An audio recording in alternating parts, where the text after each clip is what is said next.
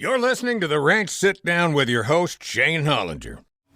We are chatting with the great William Lee Martin, who's going to be playing this weekend here in Fort Worth at Hyenas Comedy Club. And William, when I started to write this down, I said Hyenas Country Club, and I thought, man, Cowboy Country Club, Cowboy. There's a YouTube series there somewhere. You would think that I would get something on there, Yeah. wouldn't you? You may write that for you? Maybe we should. Maybe we go over to Ridgely Country Club and kind of the whole Beverly Hillbillies thing. Yeah.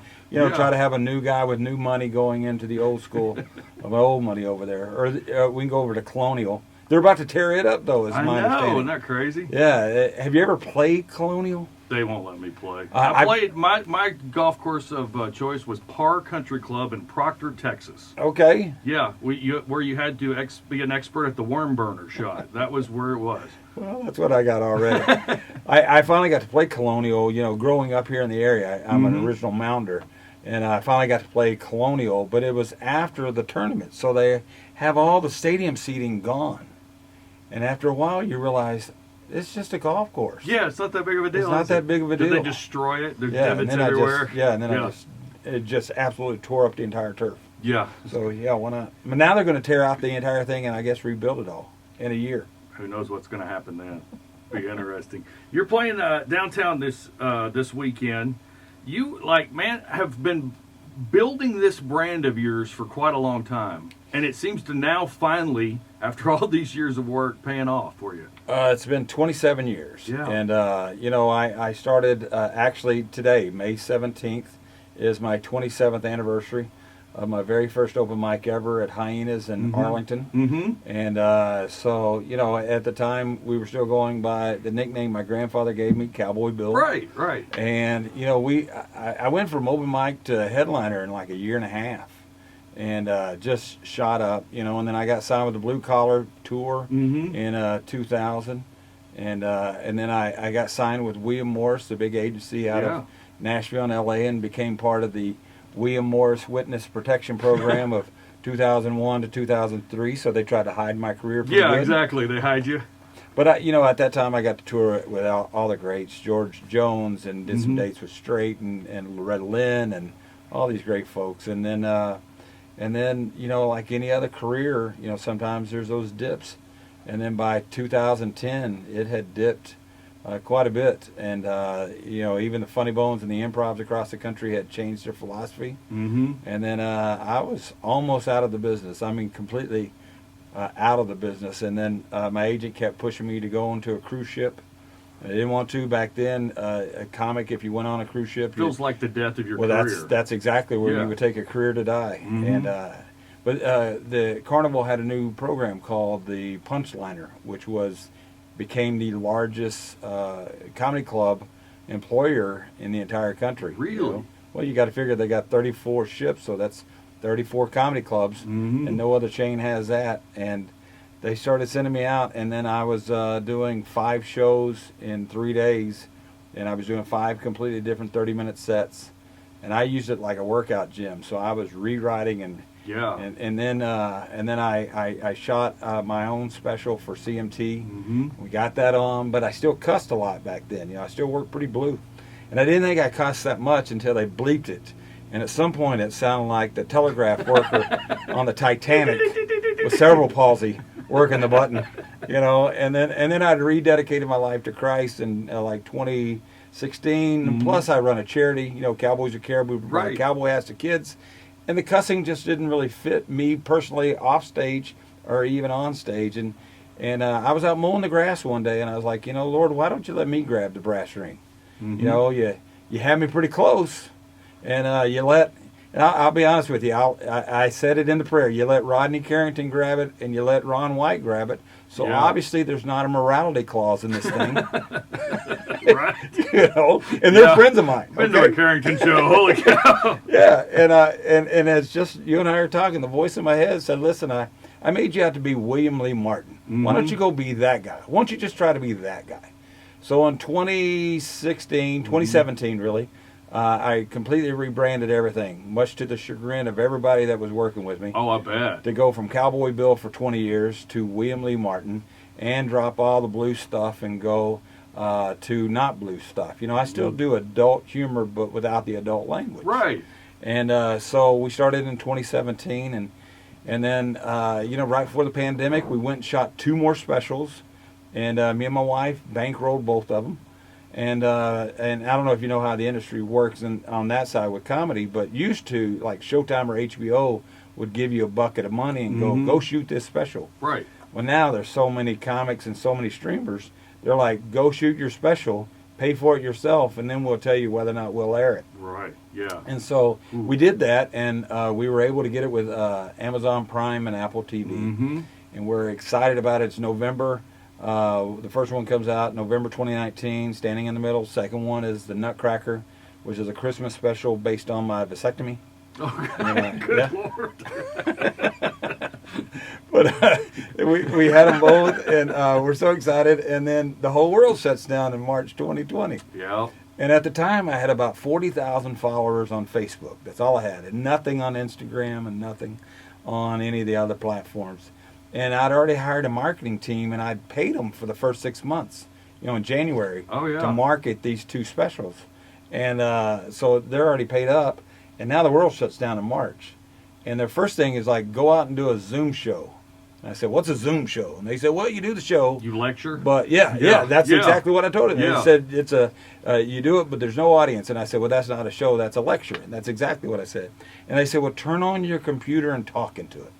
And I said, fellas, that's the dumbest idea I've ever heard. Why would anybody want to hear me just talk? Just rant and rave about stuff, yeah. So one day, a couple of days later, my wife, it was on a Sunday, my wife is watching Meet the Press. And I call it Meet the Depressed. Right. And this was like April. Remember in April of 2020, they were literally, every politician was saying we're going to be shut down for 10 years. We're all going to die. It's all over. And it's 10 years of the least shut down. Yeah. And I'm, 52 at the time. I'm like, well, that's the end of this career. And I was outside working on the yard. I worked on the yard. My yard never looked as good as it did during the pandemic. Isn't that the truth for all of us? Yeah. It's amazing what that yard can look like with a full-time landscaper living on the property. And so I was outside, and I have the computer out there and whatever. And at 4 o'clock, I just turned it on and talked into it. And I didn't talk about hoaxes or who was right or wrong or anything else. I just talked about how to get through life with a smile on your face. That through your tragic parts of your life, they're still going to happen to us even after the pandemic. And the only difference is you won't go through what you're going through with 335 million people at the same time. Yeah. Right? And then I did the next day and the next day and the next day. And every day, so we called it the 4 o'clock Daily Talk. And we went from 40,000 to 400,000 in about 6 months or so.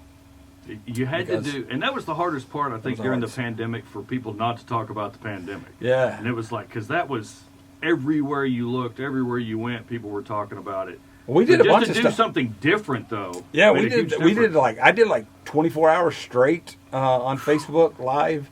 So I started out in the loft of our garage, and I started at noon on Saturday and went to noon on Sunday. Wow. And it was the coolest thing. So you know how everybody during the pandemic was like, I'm going to learn guitar, and I'm going to learn Spanish, all the things that you put off. So during that 24 hours, I literally had guests Skype with me and teach me 2 chords on the guitar and take my first Spanish lesson. It was funny because I had to find somebody to teach me a Spanish lesson because I had Rosetta Stone. But I had waited so long to even open up the package when I ordered it late night, I'm going to learn Spanish. I got it, yeah. That when I opened it, the code was already too old, so they said you couldn't use it. So I had my buddy Alex Raimundo call me and give me a Spanish lesson. But we did some of that, and I played between 4 a.m. and 6 a.m. I said, I can't talk the entire time because my voice won't last. And I played Red Dead Redemption and had the phone still live over my shoulder. And we were averaging like 500 people an hour watching me play video games? Red Dead like Redemption. Like one of those Twitch guys, Yeah, and this is at 5 o'clock in the morning. And so people wanted to see if I'd stay up, and so we stayed up till noon. And the whole deal was to show folks that you sometimes have to get through a minute to get through an hour to get through a day. And back then we were all kind of stir crazy and just to kind of get through that thing. But coming out of it, we were I was going to run back to the ships like everybody else. Mhm. You know, it was safe, easy money. And but after 8 months of not doing the ships, I realized I really hated doing the ships. Doing the ships, yeah. The communication between me and my wife on the ships was almost null because when you're out in the middle of the ocean, and she's in her world and I'm in my world, and then I realized also that after 25 years, I wanted to find out if people were coming to see me or if I was going to go see them in my career. And so I told her that I don't want to go out on the ships, and she supports everything. God bless her. And I know. She got me the VR, the virtual reality, and yeah. I'm a big time gamer. I mean, I always have been. I started out with Pong. Come on. Yeah. Yeah. Boop, Yeah. boop, boop, boop. Nice shot, dude. Yeah. Right. And but she got me the virtual reality this year, and my buddy's like, "Let me get this right. You work 1 day a week. Your wife supports everything that you do, and you need a fantasy world." I'm like, And yeah. You don't have to wake up early. Exactly. Yeah. And my wife won't let me shoot people for real. Well, yeah, I mean, they always got some kind of rule, don't they? Yeah, I know. So in the virtual reality, they got me the Resident Evil 4 on there. And I'm not a scary movie guy, but I spent all of Christmas with all my kids in the house on virtual reality, not listening to anybody. I'm Just like, walking around the house screaming and stuff. Exactly. They gave me a 9mm and a flashlight. Shut up. But So, yeah. when you started your comedy career, and this was something just like one day from when I heard you just said, I'm going to be a stand-up comedian, kind of. How bad were you at first?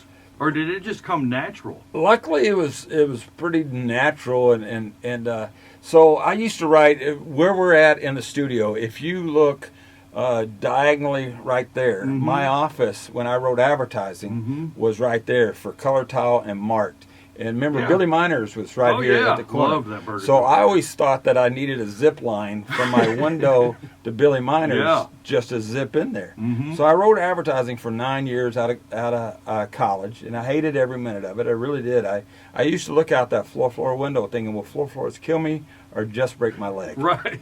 I was working for people that they were nice, but But they don't care about you. Yeah, and you'd have a supervisor. Like I had a supervisor that wrote me up that I was late 181 days. Like I didn't get there exactly at 8:30. Oh, I don't like that. And yet yeah. she took a bus to the office every day and never got there until 9:15 because she took a bus. Right. And she literally went through all my timesheets just to mark down the number of days that I was, 40 minutes earlier than she was.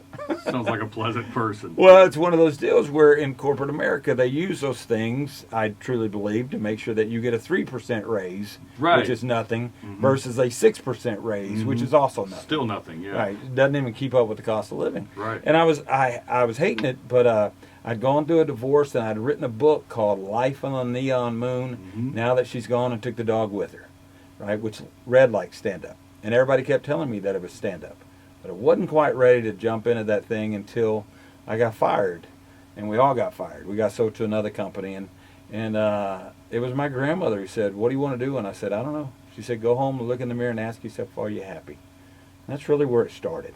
Went That's home. interesting. I looked, and I was almost 30 years old. My birthday's in 4 days, May 21st. So I was almost 30, and I was miserable. And I worked out the whole, back then they would give you 7 minutes. Now they give, an open mic or 3 minutes, which I don't know how you can find How out do if you you're funny. Set it up the story, yeah. Set up the story in 3 Wow. minutes. But it was 7. And my opening line is, my name is Cowboy Bill Martin, and I'm not going to sing to you, but my life has become a sad country and western song. And I'd gotten a gig with J.D. Ryan on KSCS on his Crying, Loving, or Leaving show on Wednesday.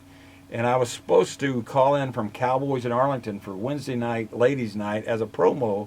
We sold it before I ever went on, on stage as a comedian. This is 2 weeks prior. Now I got me a radio gig, doing this call-in, and he's the one that renamed me Cowboy Bill, calling in from Cowboys in Arlington. That makes sense. So my grandfather gave it to me, and then he brought it back, and so they go, "We got a new guy. You've heard of him?" Nobody had, and That's us radio people embellishing. Yeah. From KSCS. No, my first open mic is like from KSCS, Cowboy Bill Martin, and I came up and the crowd was hot, man. They were ready.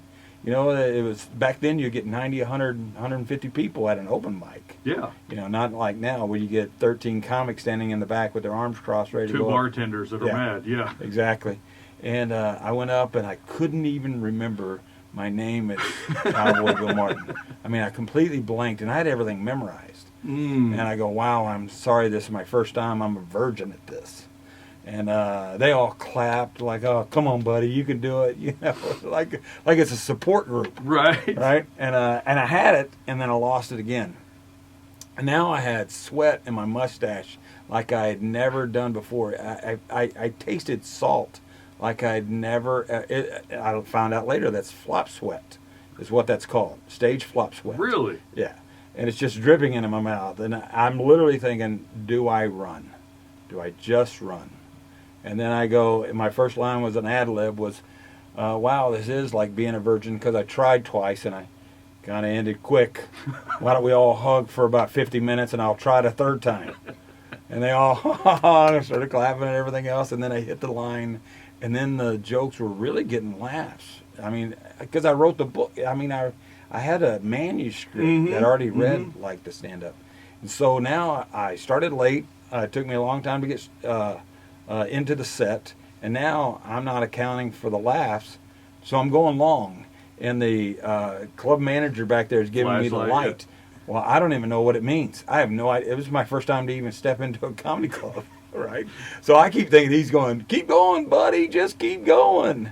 And I thought I was a rock star, and I came off, and he said, that's the best first set I've seen anybody ever have. But that light means wrap it up. If you want to stay in this business, you'll learn it. And I've been accused of never learning what that meant ever since. Just pretend like every time. Pretend. So I don't know. I'm up here for 14 minutes. I got 2 stories to tell. So what is like some of the hardest things for you to write about, you know, in your life to share with folks up on stage? Well, that's the cool thing about being this far into the game, is that everything that I'm doing on stage is 98% of it is based in truth. That's fantastic. So that's hard to be able to do that. Yeah, and it also means that I don't have to worry about anybody going, I know a guy that does a bit about blah blah blah blah. Right. Yeah. Because it's all my stuff, and but you know, Phyllis Diller said that the greatest comedians are born the same way a perfect pearl is. It demands a little bit of irritation at precisely the right time. Right. And everything, you know, there's a lot of things. My mom passing away is in the show. You know, my dad, my grandmother pushing me into the show. You know, all those things are in the show now. And obviously divorce and breakup, and you know, that's the cool thing about doing just theater shows. This is my only comedy club appearance of 2023. Really? Because all we're doing are theater shows now. And I do like an hour and a half in the theater, and it really is more of a one-man show, kind of Broadway style. And but we really just kind of lay out all the cards of the right and the wrong and the imperfections and everything from the beginning to where we are now. It's a lot of fun. That is great. So where do you see like stand-up comedy, because obviously it just continues to change, where do you see it in, say, 10 years? You know, I don't know. I know that it will change. I know that I think cancel culture changed some of the comedians, but I also think that some of the things that they were saying, you know, I know everything's time and place and everything else, but I think with stand-up, there is an honesty to it. Yeah. And 10 years ago, everything that you saw was a guitar act, right? There was guitar acts everywhere in stand-up, and everybody was doing parody and that kind of stuff, and then that went away. And then before that, it was impressionist.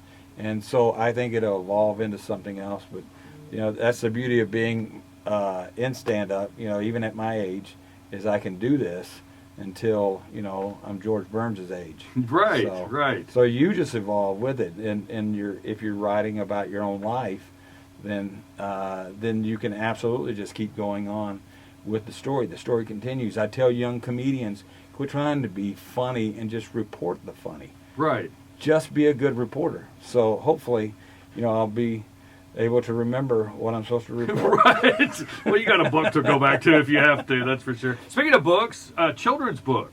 Yeah, What's we haven't made the announcement at all, and I wanted to do it on your show. So I'm not supposed to say that No, yet? I wanted to do it on your show. Oh, great. Tell us to make it about a big this. deal. This is exciting. So, yeah, really, we haven't talked any about it. We just got the last piece of artwork right before I walked into the studio. And so now we're putting the words on top of all the artwork. Mm-hmm. But I wrote it 11 years ago, and it's called My Weekends with My Dad. Mm-hmm. And there is not a book out there at all that is a pro vision of what those weekends, if you go through a divorce, on what they can be to both the child and the dad. Yeah. So many we don't have this conversation much in America right now. There seems to be other things that always seems to distract us. Mm-hmm. But the fact is that 38% of all marriages fail, and 50% of all children experience divorce. Right. 50% of children. So all these things that we have with these kids in these schools and all these disciplinary areas and all these things where these kids are lost, and a lot of it has to do with the fact that we're not having the conversation that dads need to be part, even if it's a divorce.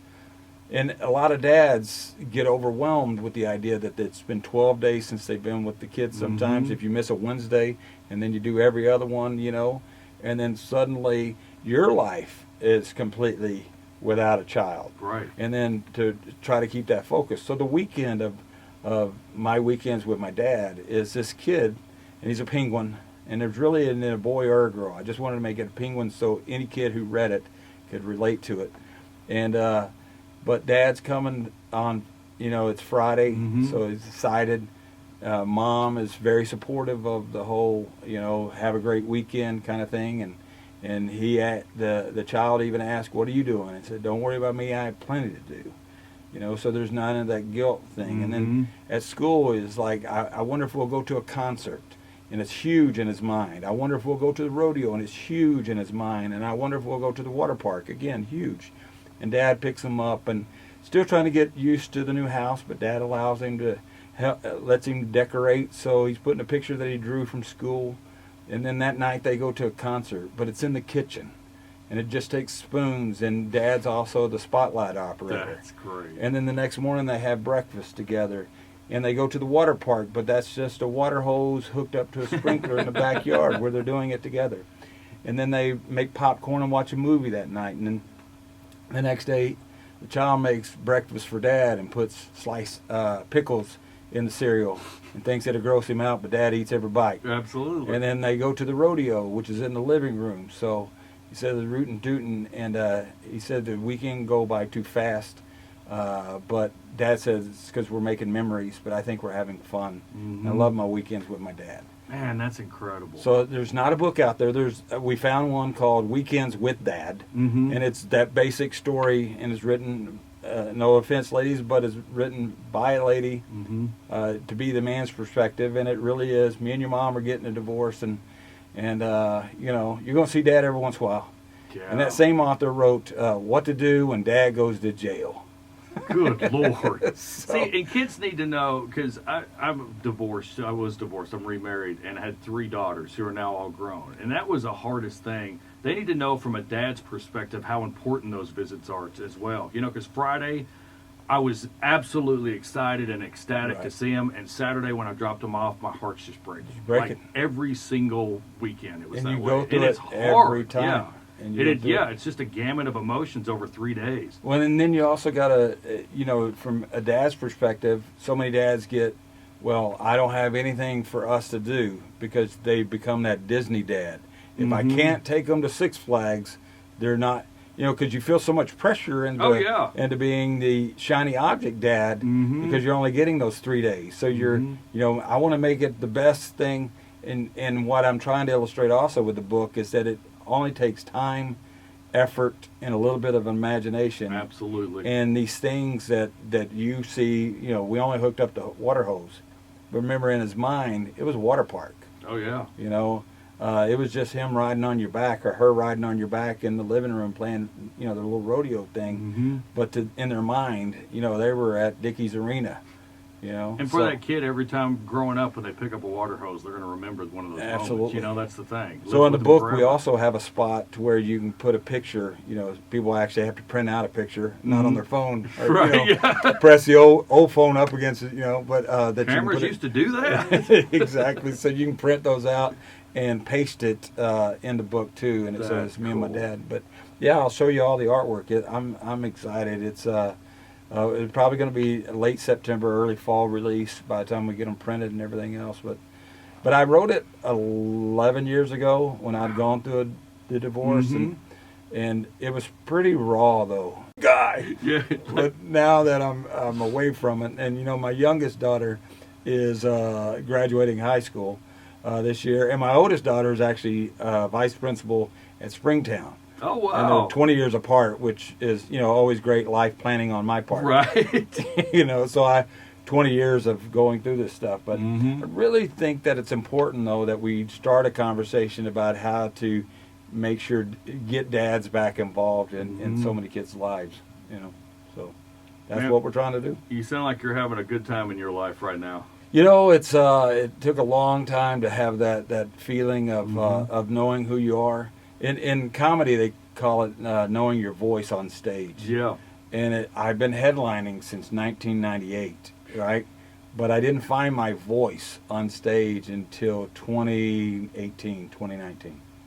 So it took, 25-year overnight success story. Overnight success, yeah. Know what they always say? But now we're having, just having a ball. You know, I really enjoy everything about my career, and then my wife, she is supportive. I remarried, I guess, in 2012, and she's the cool. You know, I tell comics all the time, if you're going to get involved with somebody, make sure you find you a June Carter, because Johnny Cash had 2 wives. First one didn't want him in show business. Right. Second one not only wanted him there, but lifted him up and made him into a star. And that's what I got at June Carter. So even a bum like me can finally, get the story to work out okay.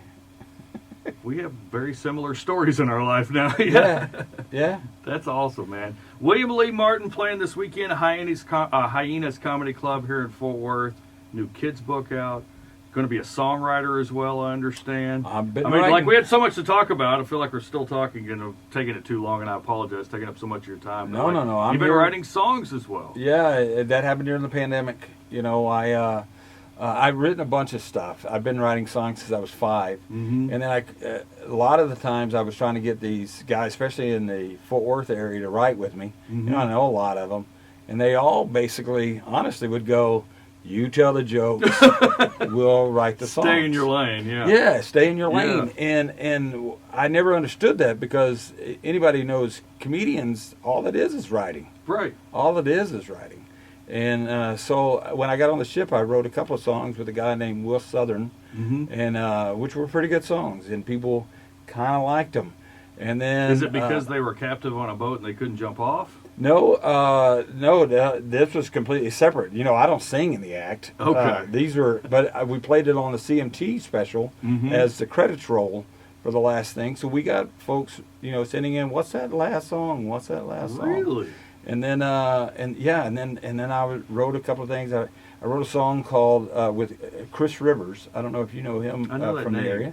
The Chris Rivers band, but he and I wrote "I'll Stand for You" during the middle of the whole controversy of taking a knee. But it wasn't about anybody taking a knee. It's about why I stand up for the national anthem.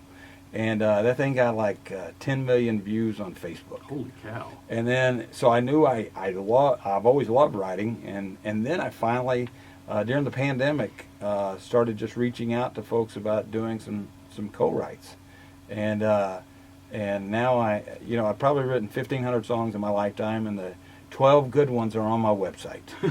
That's the only ones you're going to share. Well, no, I'll share all 1,500. But you occupy people's time, and they're like, oh, here we go, another song. Yeah. But there was some good stuff on there. Probably the best line I wrote was with 2 songwriters, David Banning, they're local, and Kyle Level.